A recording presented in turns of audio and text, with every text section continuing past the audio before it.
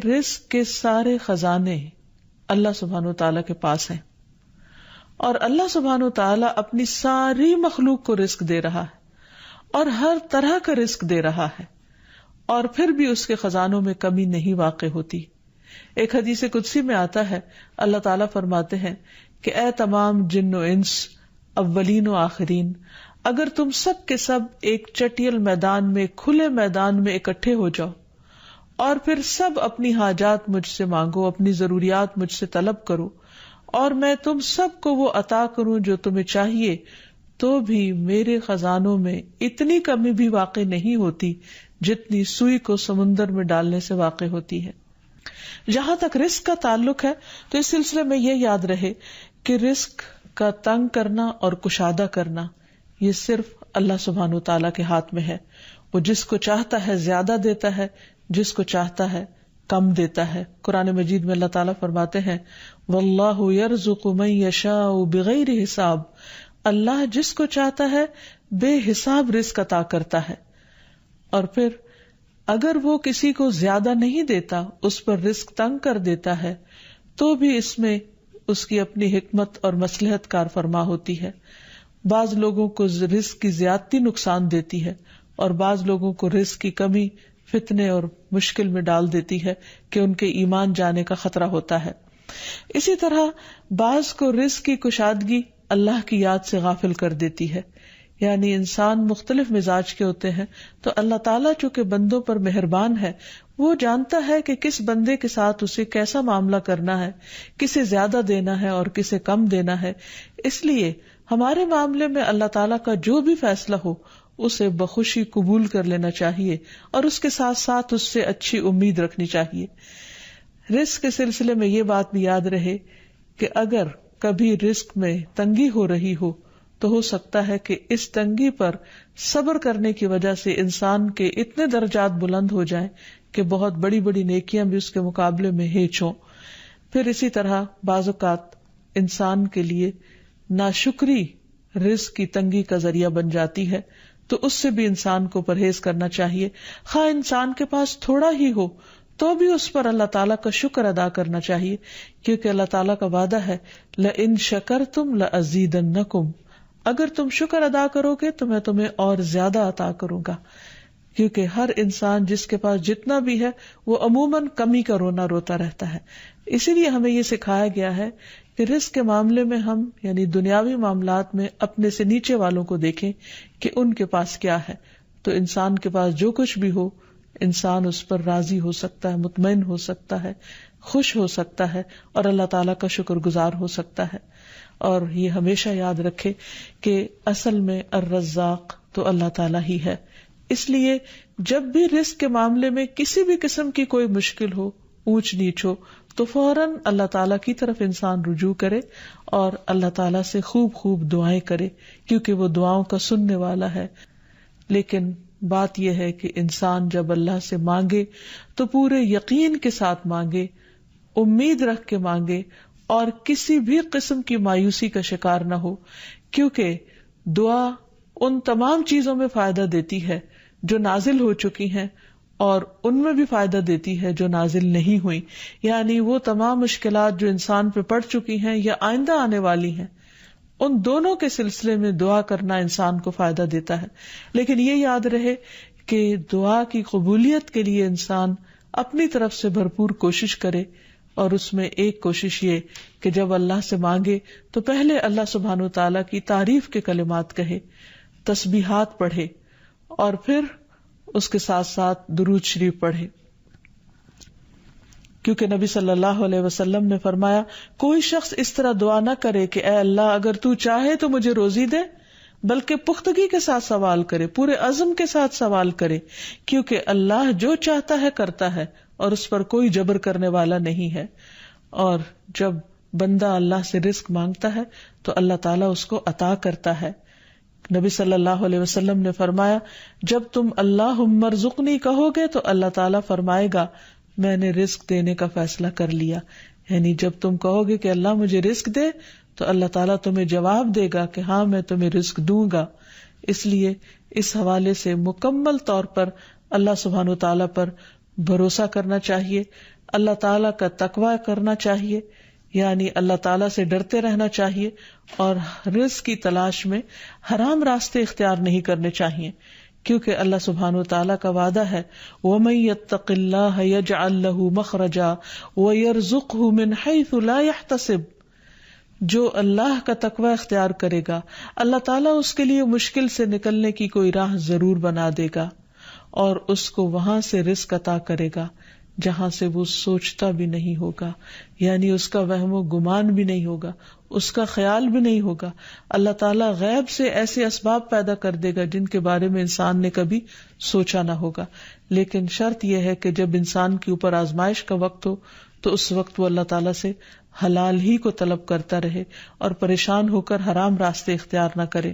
اللہ تعالیٰ کا وعدہ ہے کہ اگر کوئی اللہ سے ڈرتا ہے، اللہ کی اطاعت کرتا ہے، اللہ کی نافرمانی سے بچتا ہے، تو پھر ایسی صورت میں اللہ تعالیٰ اس پر آزمائش کے ختم ہونے کے بعد آسمان و زمین سے برکتوں کے دروازے کھول دے گا۔ پھر یہ کہ انسان کو اللہ کی تقسیم پر راضی رہنا چاہیے، اگر اپنے سے زیادہ کسی کو ملا ہے تو اس پر حسد نہیں کرنا چاہیے، اور اگر اپنے سے کم کسی کے پاس ہے تو اس کے اوپر اس کو حقیر نہیں سمجھنا چاہیے، بلکہ انسان کی قدر کرنی چاہیے،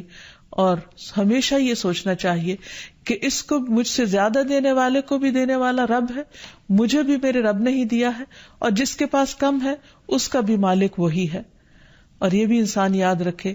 کہ انسان جب حرام سے بچتا ہے، غلط راستوں سے بچتا ہے، اللہ تعالیٰ کی فرما برداری کرتا رہتا ہے، اس کا شکر ادا کرتا رہتا ہے، تو اللہ تعالیٰ اس کو حلال طریقوں سے بھی رزق عطا کرتا ہے۔ حدیث میں آتا ہے کہ رزق کی تلاش میں میانہ روی اختیار کرو، یعنی بہت ڈیسپریٹ نہ ہو جاؤ، اللہ تعالیٰ ضرور دروازہ کھولے گا۔ کہیں ایسا نہ ہو کہ رزق کا مؤخر ہونا یعنی ڈیلے ہونا تمہیں اس بات پر اکسا دے کہ تم اللہ تعالیٰ کی نافرمانیاں کرنے لگو، یعنی نافرمانی کے ذریعے اس کا رزق تلاش کرو۔ یاد رکھو جو کچھ اللہ تعالیٰ کے پاس ہے وہ اس کی اطاعت سے ہی حاصل کیا جا سکتا ہے، اور اس سلسلے میں خصوصی طور پر استغفار بہت کارآمد ہے کہ انسان اپنے گناہوں کی معافی مانگتے ہوئے اللہ تعالیٰ سے رزق کے لیے دعا کرے، پھر اسی طرح رشتہ داروں کے ساتھ اچھا سلوک کرے، کیونکہ نبی صلی اللہ علیہ وسلم نے خاص طور پر یہ بات فرمائی ہے کہ جو شخص یہ چاہتا ہے کہ اس کی عمر دراز ہو اور اس کے رزق میں وسعت ہو تو اسے چاہیے کہ وہ صلہ رحمی کرے، یعنی اپنے رشتہ داروں کے ساتھ اچھا سلوک کرے۔ پھر انسان ہمیشہ یہ یاد رکھے کہ مال دینے سے بڑھتا ہے، صدقہ خیرات مال میں اضافے کا ذریعہ بنتا ہے۔ پھر اسی طرح خرید و فروخت میں سچ بولنا مال میں برکت پیدا کر دیتا ہے، اور جھوٹ مال کی برکت کو اٹھا دیتا ہے۔ اور پھر خاص طور پر انسان رزق کے لیے دعائیں کرتا رہے، کیونکہ سارے خزانے تو اللہ کے پاس ہیں، وہ جب جس کو جتنا چاہے عطا کر سکتا ہے۔ اس کے لیے نبی صلی اللہ علیہ وسلم کی سکھائی ہوئی مسنون دعائیں بہت ہی بہترین ہیں۔ نبی صلی اللہ علیہ وسلم ہر روز صبح فجر کی نماز کے بعد یہ دعا پڑھتے تھے، اللہم انی اسألک علما نافعا ورزقا طیبا وعملا متقبلا، اے اللہ میں تجھ سے علم نافع، طیب رزق یعنی پاکیزہ رزق اور مقبول عمل کا سوال کرتا ہوں، یعنی ایسے عمل کی توفیق دے جو تیرے ہاں قبول ہو جائے، تجھے پسند آ جائے۔ اور اس کے ساتھ ساتھ انسان کو حرام سے بچنے کی دعا کرنی چاہیے۔ اس سلسلے میں آپ صلی اللہ علیہ وسلم نے جو دعا سکھائی وہ ہے اللہم اکفنی بحلالک عن حرامک واغننی بفضلک عمن سواک، اے اللہ اپنے حلال کے ذریعے حرام سے میری کفایت فرما، یعنی مجھے اتنا حلال دے کہ مجھے حرام کی ضرورت ہی نہ رہے، اور اپنی مہربانی سے مجھے اپنے علاوہ ہر ایک سے بے نیاز کر دے،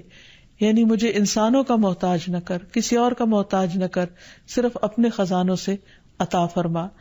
پھر اسی طرح خاص طور پر بڑھاپے کی زندگی کے لیے وسعت رزق کی دعا کرنی چاہیے، کیونکہ جب انسان بوڑھا ہو جاتا ہے تو اس کے اعضاء کمزور ہو جاتے ہیں، وہ اپنے لیے خود کچھ کمائی نہیں کر سکتا، وہ دوسروں پر ڈیپینڈنٹ ہو جاتا ہے، تو اس وقت وسیع رزق کی دعا سکھائی گئی۔ فرمایا اللہم اجعل اوسع رزقک علی عند کبر سنی وانقطاع عمری، اے اللہ جب میں بوڑھا ہو جاؤں اور میری عمر ختم ہونے لگے تو میرے رزق کو وسیع کر دے. اسی طرح اپنے لیے اور اپنی اولاد کے لیے وسیع رزق کی دعا کرنی چاہیے، جیسے ابراہیم علیہ السلام نے دعا کی تھی، ربنا انی اسکنت من ذریتی بواد غیر ذی زرع عند بیتک المحرم ربنا لیقیموا الصلاة فاجعل افئدۃ من الناس تہوی الیہم وارزقہم من الثمرات لعلہم یشکرون. اے ہمارے رب، بے شک میں نے اپنی کچھ اولاد کو اس وادی میں آباد کیا جو کسی کھیتی والی نہیں، تیری حرمت والے گھر کے پاس، اے ہمارے رب، تاکہ وہ نماز قائم کریں. سو کچھ لوگوں کے دل ایسے کر دے کہ ان کی طرف مائل رہیں، اور انہیں پھلوں سے رزق عطا کر تاکہ وہ شکر ادا کریں. اور آخر میں یہ بات یاد رہے کہ انسان کے رزق میں اکثر اس کے اپنے گناہ رکاوٹ بن جاتے ہیں. اس لیے جب انسان ان گناہوں سے توبہ کرتا ہے، استغفار کرتا ہے، تو اللہ تعالیٰ رزق کے دروازے کھول دیتے ہیں، جیسے اللہ تعالیٰ کا وعدہ ہے. قرآن مجید میں آتا ہے، نوح علیہ السلام نے اپنی قوم سے کہا کہ اپنے رب سے معافی مانگ لو، بلا شبہ وہ بڑا معاف کرنے والا ہے. وہ تم پر آسمان سے خوب بارشیں برسائے گا اور تمہاری مال اور اولاد سے مدد کرے گا، تمہارے لیے باغ پیدا کرے گا اور نہریں جاری کرے گا. تو اس سے یہ پتہ چلتا ہے کہ دنیا میں جتنی بھی راحتیں اور رزق کی قسمیں ہیں، ان سب کی کنجی استغفار ہے. تو اس لیے انسان کثرت سے اپنے گناہوں پر توبہ کرتا رہے. حقیقت یہ کہ اللہ کا کلام سچا ہے، اور ہمیں اس پر ایمان لا کر پورے یقین کے ساتھ، وثوق کے ساتھ دعا مانگنی چاہیے کہ ہم انشاءاللہ استغفار کریں گے تو آسمان سے اور زمین سے رزق اگلنے لگے گا، ابلنے لگے گا. اللہ تعالی ہمیں اپنی رحمتوں سے نوازے. اور استغفار کے لیے سمپل، اے اللہ مجھے بخش دے، اے اللہ مجھے معاف کر دے، اے اللہ میرے اگلے پچھلے سارے گناہوں کو معاف کر دے. اللہم اغفر لی، استغفر اللہ ربی من کل ذنب واتوب الیہ. اور سچے دل سے انسان توبہ کرتا رہے تو اللہ تعالیٰ کو مہربان پائے گا. وآخر دعوانا ان الحمد للہ رب العالمین. السلام علیکم ورحمۃ اللہ وبرکاتہ.